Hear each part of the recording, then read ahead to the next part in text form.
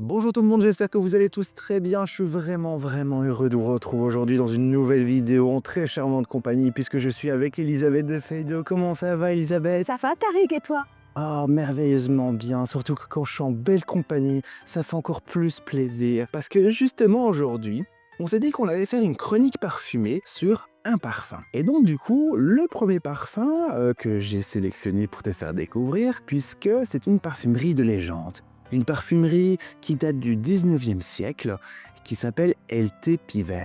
Exactement. Est-ce que tu en as déjà entendu parler? Bah oui. Je n'en doute pas, surtout. Ah bah, je vais te dire, tu sais que j'ai écrit une thèse de doctorat sur le 19e siècle et 20e siècle. Et donc forcément, LT Piver faisait partie des grands acteurs de la parfumerie au 19e siècle. Waouh! C'était même un grand inventeur, ils avaient une sublime usine modèle, enfin...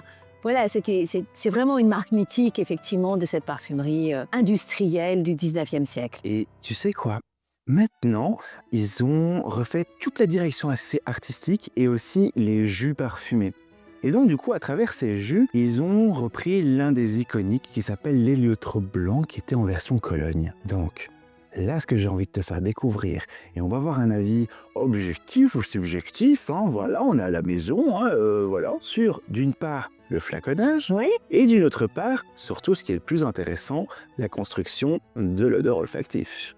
Est-ce que t'es prêt? Absolument. C'est parti pour la dégustation olfactive de LT Piver avec héliotrope blanc.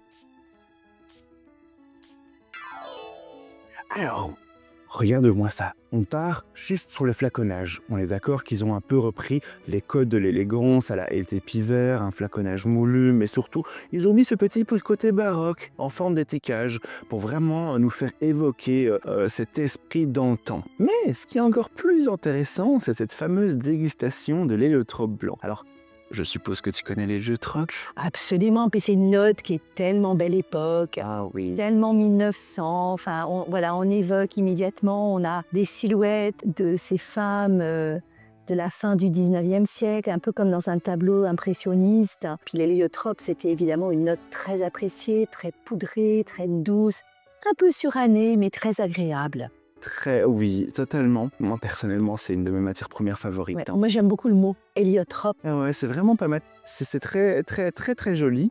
Et cette fois-ci, je vais venir vaporiser le héliotrope blanc qui a été remasterisé au cours du jour par la maison LT Piver. Et je t'en prie pour cette découverte olfactive. Oui, en effet, c'est tout à fait l'héliotrope. Oui, donc l'héliotrope, en fait, moi, je sais pas toi, mais moi, il m'évoque un peu le lait d'amande. Oui, à ce côté, effectivement, très lait d'amande, un petit peu désuet, un peu suranné, on va dire quand même. Il y a une petite note un peu surannée. Mais il a aussi une petite touche musquée qui lui apporte une sorte de volatilité tout en légèreté. Puisque là, il a également une forme de facette un peu fruitée. Oui, tout à fait. C'est un peu acidulé, je trouve. Oui, C'est un peu acidulé.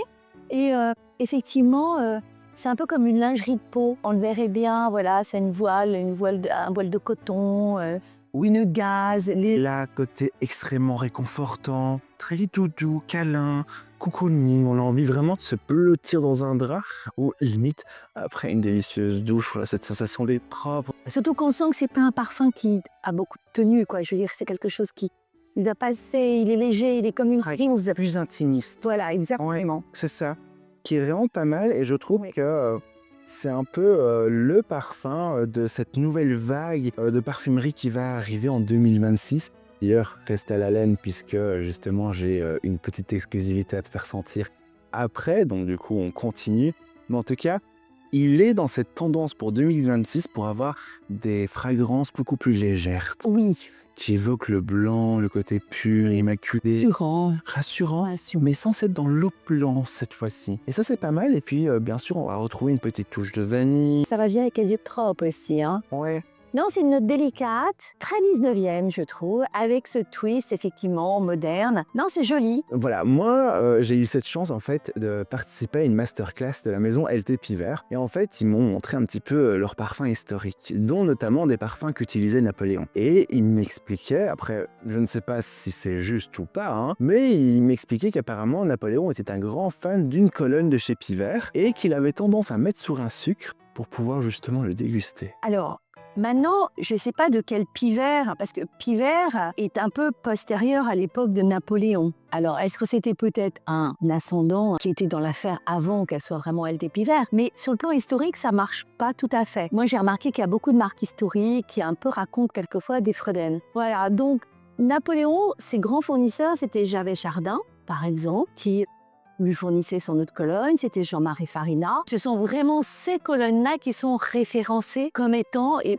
j'en sais quelque chose parce que j'ai dépouillé la maison de l'empereur, où sont consignés tous ses mémoires, c'est-à-dire en fait les factures qu'il recevait de ses fournisseurs. Peut-être, mais en tous les cas, pas sous le nom Altepiver. Mais du coup, pour démystifier un peu cette anecdote que j'ai reçue qui m'avait complètement impressionné, est-ce que c'est vrai que dans le temps, on mettait du parfum dans des morceaux de sucre qu'on avalait puisque les parfums étaient comestibles? Oui, alors, ce qui est certain, c'est que l'eau de Cologne, comme tu le sais, elle a été écrite en 1695 par un Italien, Giovanni Paolo Feminis, qui ensuite va dans la ville de Cologne, en Allemagne, devenir ce grand distillateur. Il s'associe avec un neveu, Jean-Antoine Farina, et la grande dynastie des Farina commence à se mettre en place. Et effectivement, l'eau de Cologne, dès 1720, va recevoir l'approbation de la faculté de Cologne, faculté de médecine. Donc c'est considéré comme un élixir, c'est-à-dire le médicament le plus précieux. Ça veut dire que on la boit, on s'en asperge, on s'en frictionne, et finalement la purification, elle est interne et externe. L'eau de Cologne, c'est un distillat de à peu près 18 à 20 plantes officinales qui ont des bienfaits.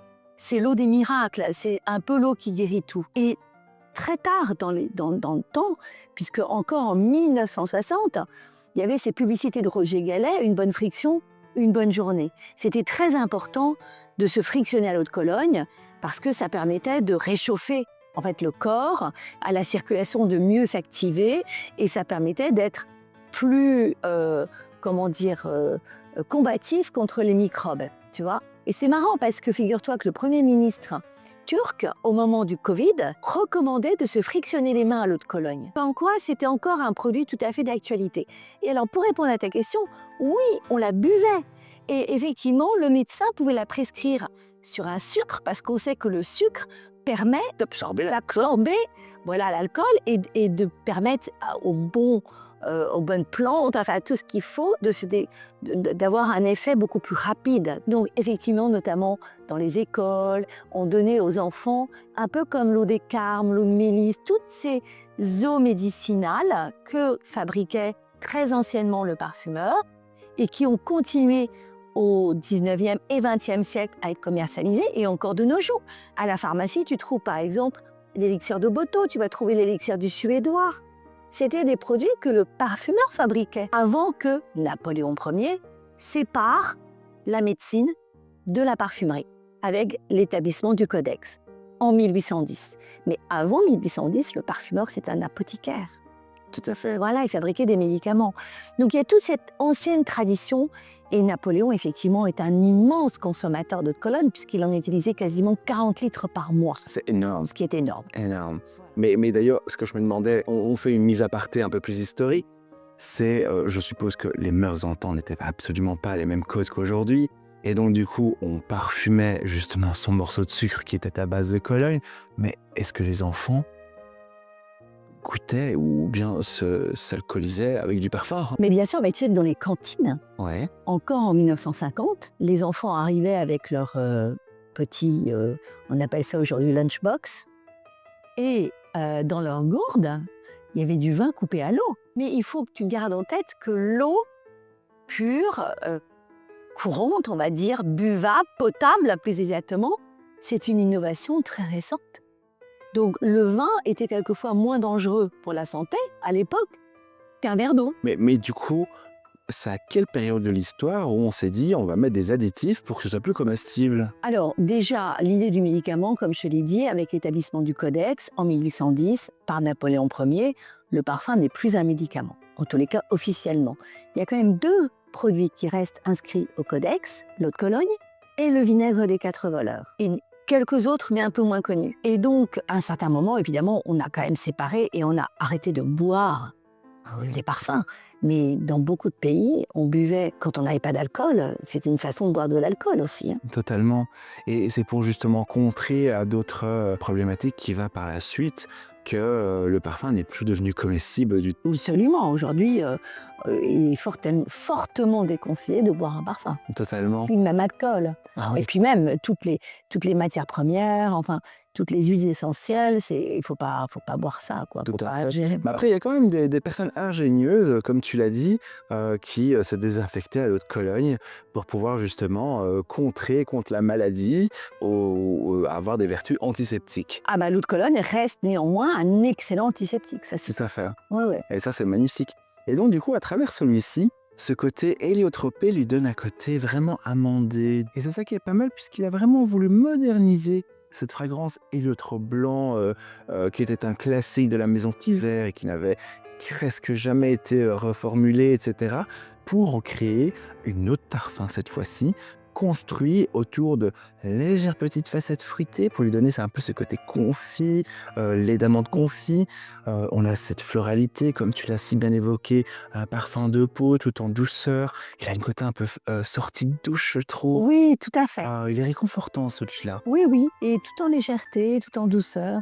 Et donc du coup, je pense et je trouve, personnellement, après je ne sais pas, n'hésite pas à me le dire, c'est une très belle transition avec ce début de nouvelle année. Oui, et puis là encore, ça fait plaisir de voir ces maisons ancestrales, ces belles endormies, comme on disait, qui finalement renaissent, continuent. Voilà, une fois encore, l'histoire du parfum, elle est très ancienne, puisqu'on remonte à des millénaires, et elle continue au-delà de nous. Donc c'est ça qui est merveilleux. Et c'est pour cette raison que, voilà, moi, je suis très reconnaissant pour cette nouvelle génération qui réinterprète justement des anciennes compositions pour les mettre à goût du jour. Et je suis vraiment ravi et heureux de pouvoir te faire découvrir une nouvelle réinterprétation d'une maison de parfumerie iconique qui, j'en suis persuadé, a énormément d'histoires et beaucoup de choses à raconter. Ah oui. En tout cas, je te remercie infiniment pour ce très bel échange. C'était vraiment un réel bonheur et un plaisir. Nous, on se retrouve très vite dans une prochaine chronique. D'ici là, prenez soin de vous et on n'oublie pas bien évidemment de liker, de s'abonner et de me dire en commentaire s'il y a une des fragrances de la maison Piver qui pourrait potentiellement vous intéresser ou aller peut-être jeter un petit coup de nez. En tout cas, nous, on se retrouve très prochainement. Merci infiniment, Elisabeth. Et on vous souhaite surtout une agréable semaine parfumée. Au revoir. Au revoir.